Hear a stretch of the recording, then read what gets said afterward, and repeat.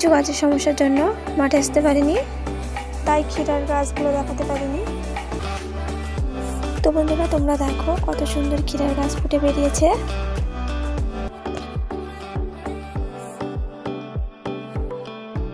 তো এই যে দেখো, আলুর গাছগুলো মোটামুটি বেশ ভালোই হয়েছে।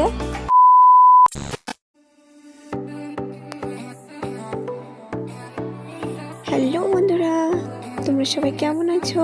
আশা করি সকলেই ভালো আছো। তো আজকে আমি চলে এসেছি তোমাদের কাছে নতুন একটি ভিডিও নিয়ে। তো বন্ধুরা, আজকে আমি অনেকদিন পর মাঠে আসলাম। তো বন্ধুরা, আগের ভিডিওতে তোমাদের দেখিয়েছিলাম ক্ষীরার বীজ লাগানো। তো সেই গাছগুলোই কেমন ফুটে বেরিয়েছে সেগুলোই আজকে তোমাদের দেখাবো। প্রায় অনেক দিন হয়ে গেল, কিছু গাছের সমস্যার জন্য মাঠে আসতে পারিনি, তাই ক্ষীরার গাছগুলো দেখাতে পারিনি। তো আজকে তোমাদের ক্ষীরার গাছগুলো দেখাতেছি। তো ক্ষীরার গাছগুলো অনেকটা বড় হয়ে গেছে, তোমরা দেখলে বিশ্বাসই করতে পারবে না যে এত সুন্দর ক্ষীরার গাছ বেরিয়েছে। তো বন্ধুরা, তোমরা দেখো কত সুন্দর ক্ষীরার গাছ ফুটে বেরিয়েছে।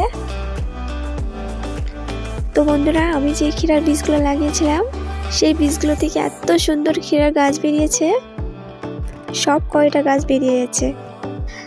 আমার তো বেশ আনন্দ লাগছে দেখে।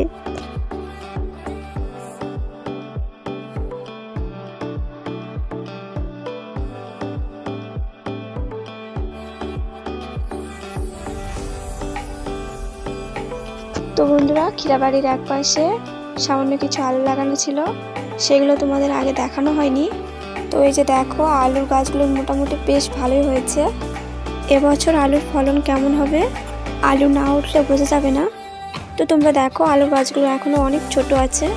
আলুগুলো লাগাতে দেরি হয়েছে, কারণ আলুর মাটিগুলো ক্ষীরের মাটির মতো বাতানো ছিল না, তাই একটু দেরি হয়েছে। তো বন্ধুরা, ভিডিওটি ভালো লাগলে লাইক, কমেন্ট এবং শেয়ার করে দিও। আর ইউটিউবে কেউ নতুন হয়ে থাকলে চ্যানেলটিকে সাবস্ক্রাইব করে দিও। আর ফেসবুক থেকে কেউ দেখে থাকলে অ্যাকাউন্টটিতে ফলো করে দিও। তো বন্ধুরা, আজকের ভিডিও পর্যন্ত, দেখা হবে পরবর্তী ভিডিওতে। টাটা।